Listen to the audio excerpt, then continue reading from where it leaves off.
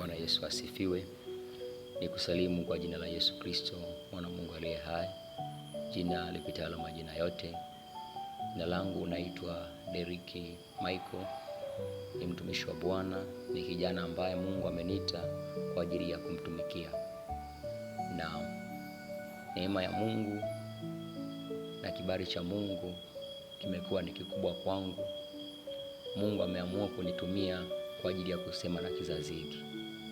Roho wa Bwana amekuwa juu yangu kwa ajili ya kufunua vile ambavyo Mungu anataka avifunue. Kwenye Biblia inaonyesha kwamba Yesu alifika sehemu akafurahi, akashangilia, akasema, Baba, ninakushukuru kwa sababu umewaficha wenye hekima na akili na umewafunulia watoto wachanga. Yesu alipokuwa anasema kwamba amewaficha wenye hekima na akili, lakini amewafunulia watoto wachanga, ni nini ambacho alichokuwa nakilenga? Je, ni akina nani ambao wamefichwa? Wenye hekima na akili ni akina nani? Na wale watoto wachanga ni akina nani? Wenye hekima na akili ni watu ambao wanaofuata maelekezo ya dunia hii. Adui wa Mungu ni rafiki wa dunia. Rafiki wa dunia hii ni adui wa Mungu. Mtu ambaye anakuwa anaishi kulingana na dunia inavyokuwa inaenda, kulingana na tamaduni za kidunia, kulingana na mila ambayo ipo kwenye hii dunia, huyo anakuwa ni mwenye hekima na akili wa dunia hii. Lakini mtoto mchanga yule ambaye amekubali kuishi sawa na mapenzi ya Mungu, amekubali kuishi sawa na Mungu ambavyo anavyotaka. Kwa hiyo Mungu alipokuwa anasema kwamba amewafunulia watoto wachanga, hawa waliokuwa wanalengwa ni watoto wachanga. Sasa swali linakuja, kama ni kweli Mungu amewafunulia watoto wachanga, kwa nini hawa watu ambao ni watoto wachanga, ambao ni wana wa Mungu, ambao wanaomwamini Yesu, ambao wanaomwamini Mungu kwamba ni mwokozi wa maisha yao, wanaishi maisha ya kawaida? Swali la mtu unaweza kujiuliza, swali binafsi mtu unaweza kujiuliza, ni kweli unampenda Mungu? Ni kweli unamjua Mungu? Na ni kweli unasoma neno lake na unaulielewa? Lakini kwa nini maisha yako yako vile vile? Na kwa nini hakuna mabadiliko? Unaweza kukuta mtu ameokoka tangu mwaka 99 na leo hii imefikia mwaka 2025, lakini ukiangalia maisha yake ya tangu mwaka 99 mpaka mwaka 2025 hakuna utofauti. Kinachotofautisha maisha yake ni umri alionao, pamoja na miaka ambayo imebadilika. Ilikuwa 99 na 2025, lakini kunakuwa hakuna badiliko lolote lililotokea. Mtu anabaki ni yule yule. Swali ni nini? Swali linalokuja kujiuliza, je, ni Mungu kwenye kizazi hiki hasemi na sisi? Au matendo ambao Mungu alikuwa anafanya kwenye kizazi tu cha zamani, alikuwa anafanya kwenye kizazi tu cha kina Ibrahim, alikuwa anafanya kwenye kizazi tu cha kina Musa, alikuwa anafanya matendo makuu tu kwenye kipindi kile cha kina Yoshua, alikuwa anafanya matendo haya tu kipindi kile cha kina Danieli, anamfanya Danieli kuwa bora mara 10 zaidi kuliko watu wengine, anaenda kuwavusha akina Shadrach, Meshach na Abednego kwenye moto uliokuwa umechochewa mara 7 na mfalme Nebukadreza, lakini watu wale wanatoka pasipo kuungua, wala nguo zao zilikuwa hazinukii moshi, wala nywele zao hazikuwa zimeungua hata kidogo. Lakini huyo Mungu yuko wapi kwenye kizazi hiki? Yako wapi matendo yake? Sasa ni nini kilichotokea? Je, ni sisi ambao tupo dunia hii, watu ambao kizazi hiki ndio ambao tuna tatizo, au tatizo liko kwa Mungu? Swali unaweza kujiuliza mwenyewe binafsi. Je, tatizo liko wapi? Kizazi hiki ndicho kina tatizo au ni Mungu ndo tatizo? Utakuja kugundua ni kwamba kuna vitu ambavyo vimefichwa. Maandiko yanasema kutoka kwenye kitabu cha Isaya 1:9, mkikubali na kutii mtakula mema ya nchi. Maana kinyume chake ni nini? Msipokubali na kutii hamtakula mema ya nchi. Leo watu hawatii neno la Mungu. Leo watu hawataki kufuata maagizo ya Mungu.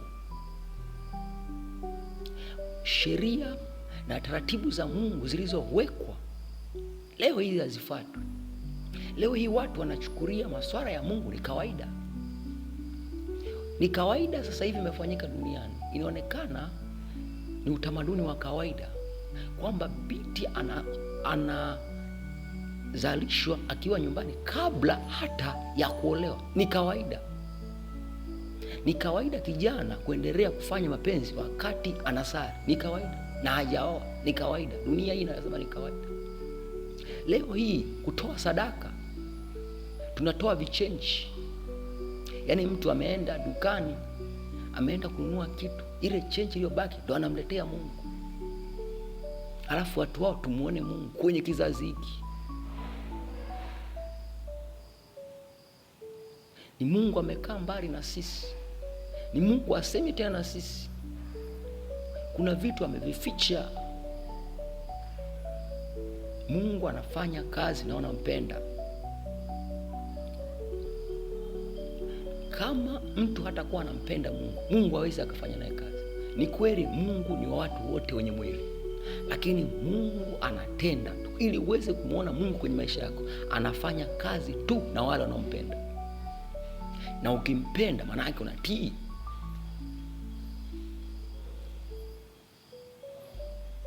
Ndio maana Mungu amenisaidia na Roho wa Mungu amekuwa ndani yangu kwa ajili ya kufunua siri zake, kwa ajili ya kufunua siri za ufalme wa Mungu, kwa ajili ya kufunua kila ambacho kimejificha. Kwenye Biblia unapokuwa unasoma mstari, unaweza ukasoma ukaelewa, lakini usijue tafasiri yake ni nini. Ufunuo wake ni upi? Matumizi ya huo ufunuo ni yapi? Ndio maana watu wanaishi hivi. Mtu anaweza akawa amekariri vifungu vya Biblia, akawa anaielewa kabisa Biblia vizuri, lakini hana ufunuo. Neno la Mungu unapokuwa unalisoma pasipo kupata ufunuo, itakuwa ni kazi bure. Haitakusaidia. Mtu anaweza akawa na maandiko mengi sana, lakini hayamsaidii chochote kwa sababu hana ufunuo ndani yake. Maana ufunuo ni nini? Ufunuo ni kufunua yaliyo ambayo yamefichwa. Na haya ambayo yamefichwa pasipokuwa na Roho wa Bwana huwezi ukayajua. Mtu mmoja na imani ananielewa. Kuna mtu Roho wa Bwana anataka yaokoe maisha yake. Na hii ni safari ya mabadiliko. Tunataka tuone kizazi hiki tukienda kwenye mabadiliko. Tunataka tuone kizazi hiki tukipokea nguvu ya Mungu. Tunataka tuone kizazi hiki tukiona matendo ya Mungu ambao tulihadisiwa. Ibrahim, baba yetu ambaye ni wa imani, Mungu alimbariki, akamfanya kuwa tajiri na akauzidisha uzao wake. Lakini leo hii mbona hatuoni watu wanabarikiwa? Mbona watu wanasari tu lakini maisha yao yanakuwa kawaida? Kwa nini watu wa dunia wanaonekana ndio wenye vitu zaidi, ndio ambao wana mali, ndio ambao wamebarikiwa kuliko watu wengine? Je, sisi wana wa Mungu, Mungu ametusahau? Mungu, kwa nini Mungu hajatubariki sisi? Kwa nini Mungu sisi hajatufunulia yale ambayo ameyojificha? Leo ni virahisi mtu akaenda kwa mganga akaamini kwamba nikienda kwa mganga nitabarikiwa, nikienda kwa mganga nitakuwa na utajiri. Lakini ni vigumu kuamini kwamba ninaweza nikamwomba Mungu akanibariki.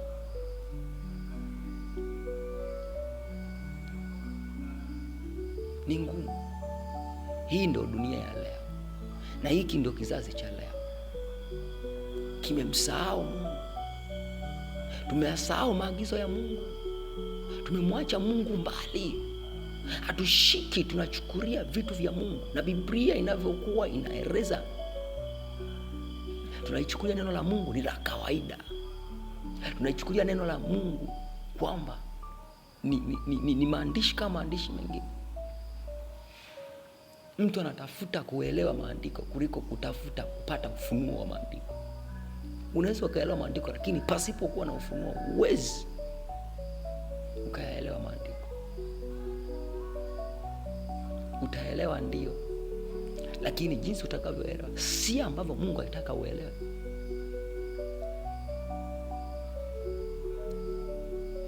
Ndio maana pale Yesu alipokuwa anaanza kazi yake ya kuhubiri, neno la kwanza alilosema, alisema tubuni, maana ufalme wa mbinguni umekaribia. Maana yake nini? Watu wabadilishe namna ya kufikiri. Kutubu ni kubadilisha namna ya kufikiri. Tuanze kumuona kwenye kizazi chetu kwamba Mungu anaweza. Tuanze kumuona kwenye kizazi chetu kwamba Mungu anaweza akageuza maisha yetu. Tuanze kuona kwamba mimi nina uwezo wa kubadilika.